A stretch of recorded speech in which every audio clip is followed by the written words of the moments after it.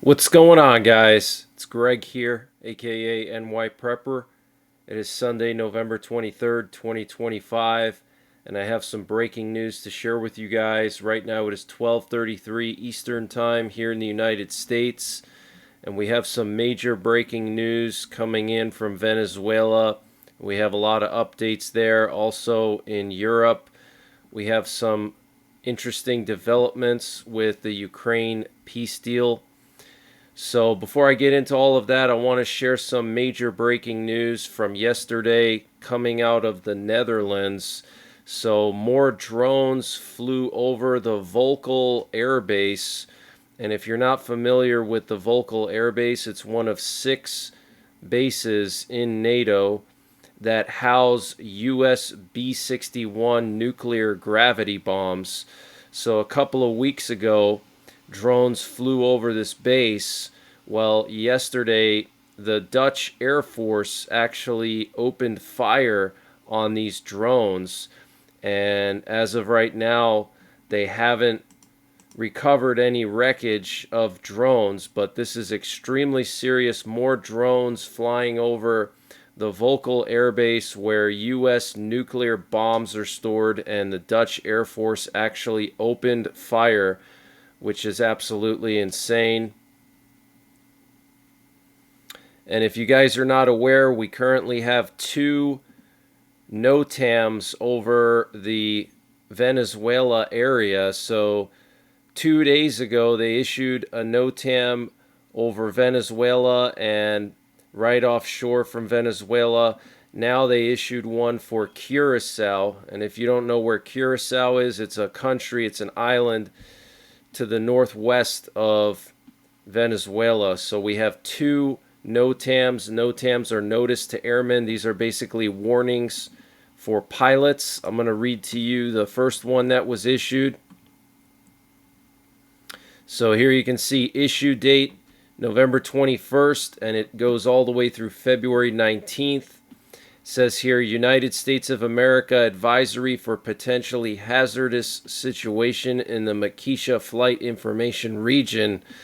Operators are advised to exercise caution when operating in the Makisha flight information region at all altitudes due to the worsening security situation and heightened military activity in and around Venezuela. Threats could pose a potential risk to aircraft at all altitudes, including overflight, the arrival and departure phases of flight, and or airports and aircraft on the ground. Okay, so clearly saying here, due to the worsening security situation and heightened military activity in and around Venezuela. And then here's the other one that was issued yesterday. It says aircraft operators are advised to exercise extreme caution when operating to and from TNCA, TNCC, and TNCB. Frequent pilot reports and primary radar indicates the presence of non-identified aircraft operations within the TNCF, that's the name of the flight information region. Pilots are requested to report any unusual airborne activity. So here's one of the flight information regions that has a NOTAM. You can see all of Venezuela and then offshore from Venezuela. And then here's another one. This is the TNCF Curacao flight information region. Okay, so 2 pilot warnings for the Venezuela area. Very, very serious. And we're getting verified local reports in Venezuela that high-level motorcades have been seen traveling to the underground bunker complex beneath the Simón Bolívar International Airport near Caracas every night for the past 4 days and leaving again each morning. Okay, so VIPs in Venezuela are being shuffled to a bunker underneath the Simón Bolívar International Airport. That is absolutely huge breaking news. We're also hearing reports that embassies in Venezuela have begun evacuating and that diplomats of various countries have started to leave Venezuela. Okay, we're also hearing that government buildings in Venezuela are being evacuated now. Okay. And the Washington Post reported yesterday that the U.S. military is planning to drop leaflets over Caracas highlighting a $50 million reward for Maduro's arrest and conviction, with the goal to pressure Maduro to leave the country. And today is Maduro's birthday, by the way, but they were planning to drop these leaflets over Caracas.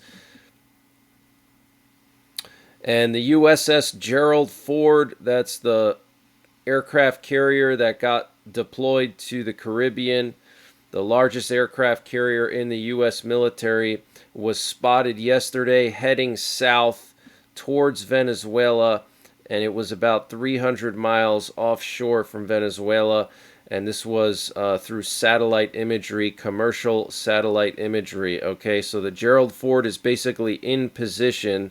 They're not going to get too much closer because they want to stay out of range of any kind of anti-ship missiles that Venezuela may have received from Russia.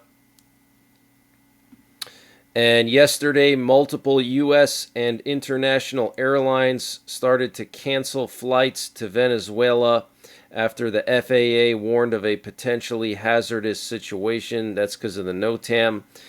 And the U.S. is planning to launch a new phase of Venezuela-related operations in the coming days. 4 U.S. officials told Reuters. 2 officials told Reuters the options under consideration included attempting to overthrow Maduro. Okay, so 4 sources are saying that the U.S. is planning to launch a new phase of operations in the coming days. Now, remember, tomorrow is when that designation of the Maduro regime as being part of a cartel, and that cartel being listed as a terrorist organization, that starts tomorrow.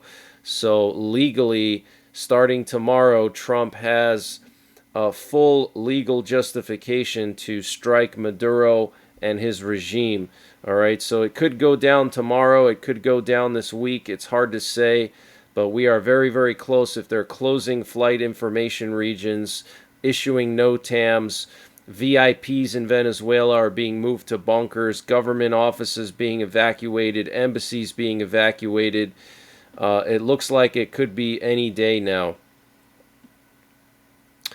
And South Korea has raised their travel warning for Venezuela for its citizens to level 4, which is the highest level, do not travel. So South Korea telling their people not to travel to Venezuela. And according to a recent report in the war zone, a senior Russian general, Oleg Makarevich, was deployed to Venezuela to head what is described as a rotational advisory mission of roughly 120 Russian troops. The report details how these Russian troops have been placed in advisory roles for the Venezuelan armed forces, specifically in infantry, drone operations, special forces, military intelligence, signals intelligence, armor, aircraft, artillery, even dogs, and domestic surveillance. General Makarevich's unit has been identified as the Equator Task Force as part of the Russian Ministry of Defense, but it's part of a larger movement of Russian forces into Venezuela. For instance, the Russians have been flying plane loads of military equipment into the country since the start of the geopolitical crisis between Caracas and Washington. Okay, so Russian military advisors are in Venezuela, and they're advising the Venezuelan military on everything. Okay, infantry, special forces, signals intelligence, aircraft, artillery, domestic surveillance. So this is very serious, guys, and who knows what the Russians gave Venezuela. We saw those massive Ilyushin 76 planes fly to Venezuela a couple of weeks ago. Maybe they were bringing Oreshniks into Venezuela. Maybe they were bringing in S-300s or even S-400s. Who knows? Okay, but I'm sure a lot of you guys know the inventor Lee Wheelbarger, a.k.a. KLW World News. Well, he looks at the maps all the time, and he told me that the Russians moved at least 2 missile launchers into Venezuela, and the Oreshniks can easily reach all of the southern United States. And according to a source in a foreign government intelligence agency, Venezuela plans to retaliate against U.S. strikes by launching Shahed drones at the U.S. Strategic Petroleum Reserve and pipeline distribution systems on the Gulf Coast. So if you guys are not aware, our Strategic Petroleum Reserve is located in Louisiana and Texas. We have 2 in Louisiana, 2 in Texas, and then we have all the different pipelines, okay? So we know that the Iranians have started building drones for Venezuela. They set up drone factories in Venezuela, and they're building Shahed drones for the Venezuelans right now. Okay, so this is extremely concerning. They could target our oil. They could target a lot of our bases in the region. So we'll have to wait and see what happens, but this is not looking good right now. And 34% of the U.S. Navy is now operating under the U.S. Southern Command near Venezuela. 34% of the U.S. Navy. That is insane. And Chinese President Xi Jinping said he will continue to support Venezuela in safeguarding its sovereignty and national security, dignity of the nation, and social stability. In a letter sent to President Maduro on the eve of his birthday and shared by Venezuela's foreign minister, Xi rejected the interference of external forces in the internal affairs of the South American country under any pretext, and stressed that China and Venezuela are close friends, dear brothers, and good partners. Okay, so China does not like the U.S. going into Venezuela and striking. And the U.S. Southern Command officially confirmed that U.S. B-52s flew down towards Venezuela late last week. And here we have a picture that they released showing one of the B-52s flying near Venezuela. They said that there was a bomber attack drill. Okay, so they're preparing, guys. They're doing dry runs. Okay, they're doing drills like a wedding rehearsal. That's what they're doing. Okay, they're making sure that everything is working before the big strike, before showtime. All right, they're making sure the flaps are working. They're making sure everything is running properly on these planes and on the fighter jets. We had multiple F-18s flying off the coast of Venezuela 2 days ago on Friday.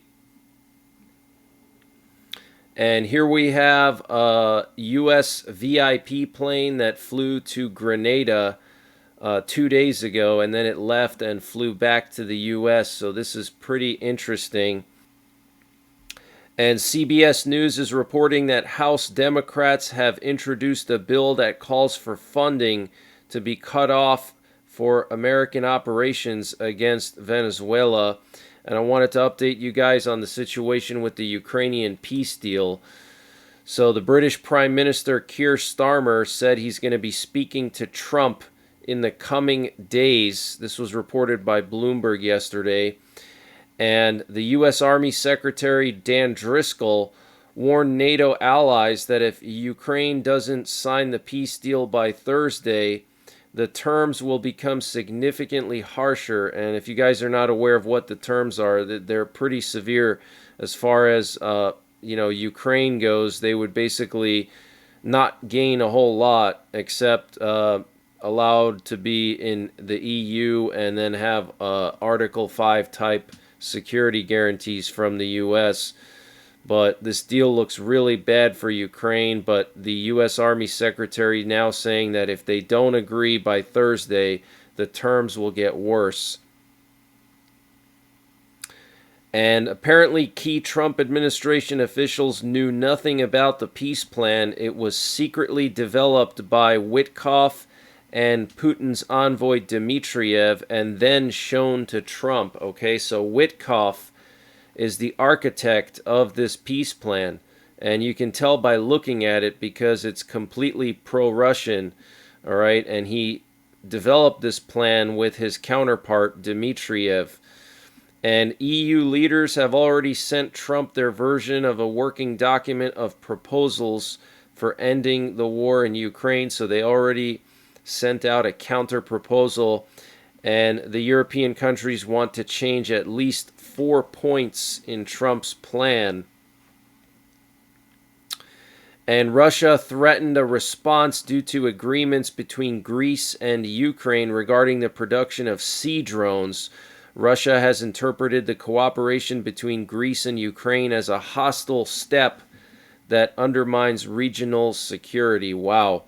So they're threatening Greece. And the U.S. Representative Marjorie Taylor Greene, after resigning, and Marjorie Taylor Greene may be running for president in 2028, according to people close to her. Apparently, she privately told some of her inner circle that she was considering running for president in 2028. So now it makes sense why she resigned, one of the reasons why she resigned. Okay, she's going to be resigning in January. And the German newspaper Bild reported yesterday that the EU, the UK, Japan, and Canada have firmly opposed the current form of Trump's 28-point peace plan. And Trump said yesterday that if Zelensky doesn't agree to his peace plan, then he can, quote-unquote, fight his little heart out, okay? And the Trump administration has threatened to cut all weapons deliveries and intelligence support to Ukraine if they do not agree to the framework of the 28-point ceasefire deal. So, if you guys are not aware, Ukraine has Patriot missiles. I'm sure you guys know that. And they need those Patriot missiles to defend their cities when Russia launches these big missile attacks. And Patriot missiles are American, and they're one of the best in the world, if not the best. They have been proven to work against Russian hypersonic missiles, Russian cruise missiles, Russian ballistic missiles. They can shoot them all down. But only the U.S. makes Patriot missiles, okay, and maybe Germany, but I don't believe many countries have the capability of producing these missiles and then giving them to Ukraine. Now, there's certain countries that have the technological rights to produce their own Patriot missiles through technology transfers, but they cannot then transfer them to Ukraine. Okay, so for example, Poland just purchased a bunch of Patriot missiles, but what Poland has is they have rights to the technology. Okay, so they can legally produce their own Patriot missiles. They have the blueprints. The U.S. gave Poland the blueprints so they can mass produce their own Patriot missiles, the actual interceptors, okay? Ukraine does not have that, so they're reliant on transfers of the interceptors from the U.S. So the U.S. can really harm Ukraine's defense if they want to, okay? Plus all the spare parts that they need for the F-16s. And Reuters, citing 3 sources, reported that Ukraine, France, Germany, and Britain are working on a counter-proposal to the U.S. ceasefire deal. And Zelensky said that Ukraine is now facing a choice between losing its major partner, the U.S., or losing its dignity. Zelensky addressed the Ukrainian people. He said, "Now is one of the most difficult moments in our history. Now Ukraine may be facing a very difficult choice, either loss of dignity or the risk of losing a key partner, either difficult 28 points or an extremely difficult winter, the most difficult, and further risks, life without freedom, dignity, and justice, and once again to believe the one who has attacked twice already. Europe is with us, Europe was with us, and we hope Europe will be with us." So that was what he said. So major breaking news, guys. And Ukraine attacked a large thermal power plant outside of Moscow last night, the Shaturskaya power station, which is one of the largest power stations in Russia. And yesterday, Russia attacked a border crossing between Romania and Ukraine. And apparently, Romania had to scramble 2 F-16s, and they had to issue alerts for the civilian population in the nearby area. So apparently, no drone entered Romanian airspace, but they did have to scramble F-16s. And we have some concerning economic news coming out. 71% of U.S. consumers expect unemployment to rise over the next 12 months, which is the highest level of job market pessimism since the 1980s. And only 30% of 2025 college graduates and 41% of 2024 college graduates found entry-level jobs in their fields, according to Forbes. All right.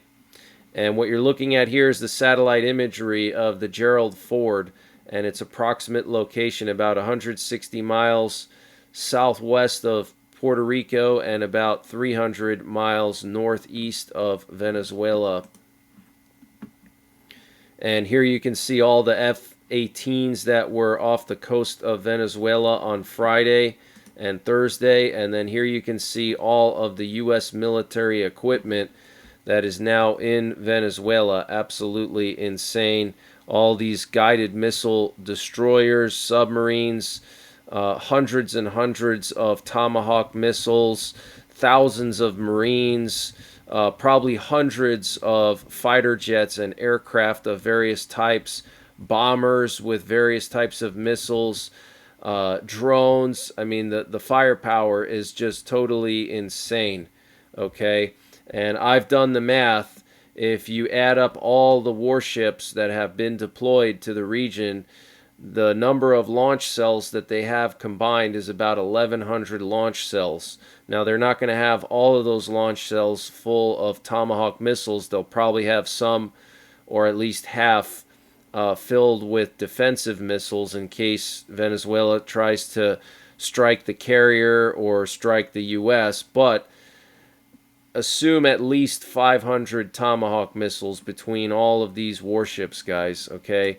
You don't need that much firepower for limited strikes. These are going to be sustained, long-duration strikes on Venezuela with the goal of toppling the Maduro regime and regime change. That's what it's all about. But that's the latest breaking news that I have. I might be back later on with another update, and until then, take care, God bless, and don't forget the 3 Ps: prepare, practice, and persevere. And this update was sponsored by EMP Shield. Guys, EMP Shield has created a special discount just for you, the listeners of the NYPrepper channel. If you go to empshield.com and use the promo code NYPrepper, you can get 15% off your entire order. And why do you need an EMP Shield? Well, this is a special device to protect your vehicle, your RV, your solar generators, your radios from an electromagnetic pulse, which could be caused by a solar flare or potentially a rogue country like North Korea detonating an electromagnetic pulse weapon over the United States that's mounted onto a satellite.